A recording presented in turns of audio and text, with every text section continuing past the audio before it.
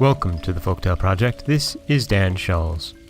Today's story is another Norwegian folktale, translated by our good friend Simon at norwegianfolktales.blogspot.com, and it's a story of friendship and the love between two good friends. This is Friends in Life and Death. There were, once upon a time, two fellows who were such good friends that they swore to one another that they would not be parted, neither in life nor death. One of them died before he grew old, and after a while the other proposed to a farmhand's girl, gained her as his sweetheart, and was to be married. When they invitated to the wedding, the bridegroom himself went to the churchyard where his friend lay, knocked on the tomb, and called upon him. No, he did not come. He knocked again, and he called again, but no one came.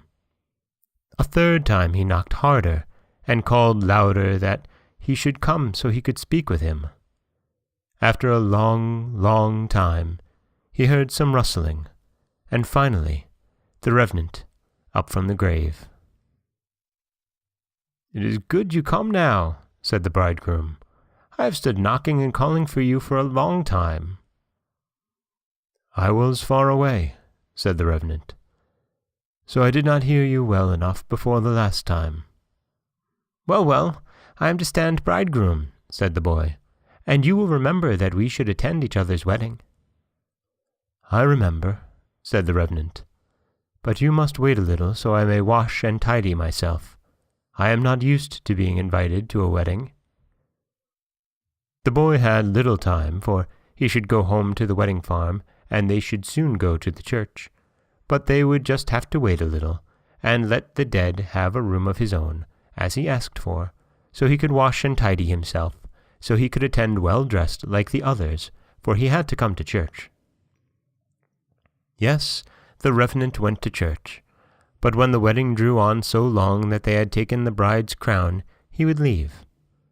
For the sake of old companionship and friendship, the bridegroom would accompany him back to his grave. As they walked to the churchyard, the bridegroom asked if he had seen anything much strange or anything worth knowing. "Yes, I have," replied the revenant. "Much and a lot have I seen," he said. "That would be rare to see," said the bridegroom. "I might have a mind to join you to see it too," he said. "You can, to be sure," said the revenant, "but you must be away for a while." "It would be so," said the bridegroom, following down through the grave. But before they stepped down, the revenant took a patch of turf from the churchyard and laid it on the boy's head.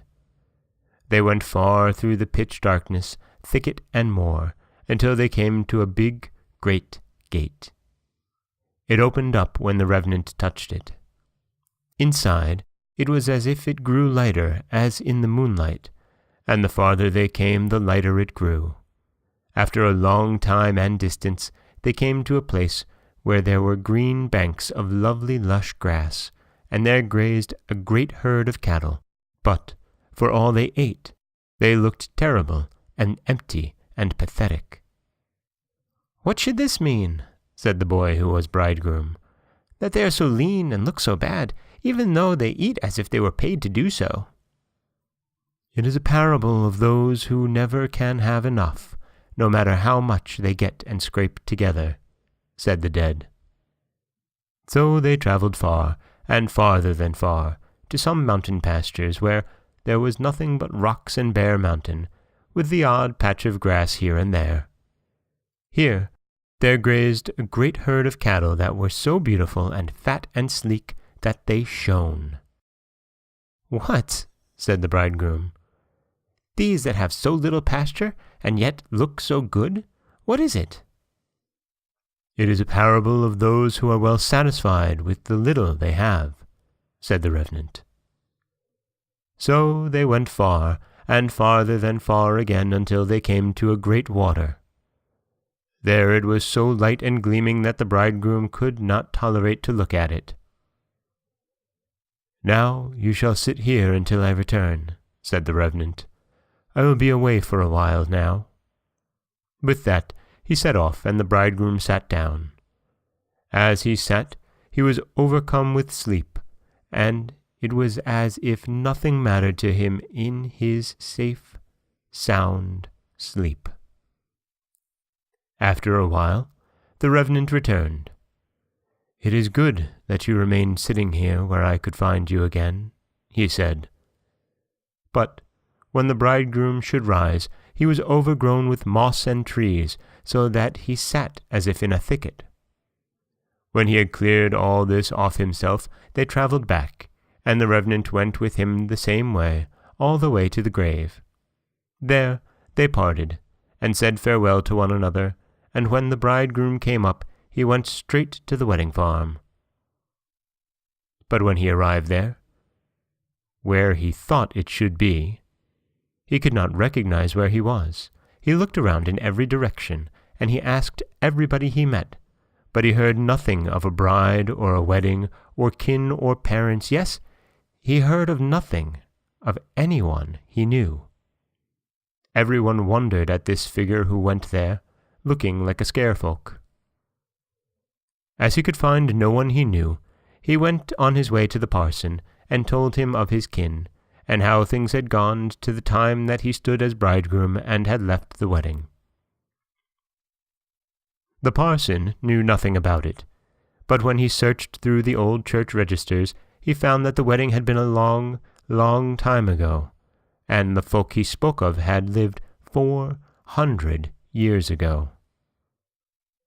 After that time, a great big oak had grown up in the garden of the parsonage. When he saw it, he climbed up to take a look around. But the old man who had sat sleeping in heaven for 400 years and had come home again did not come down well from the oak. He was stiff and solid, which was only reasonable, and when he should come down again, he fumbled, so that he fell and broke his neck bone and tumbled himself to death.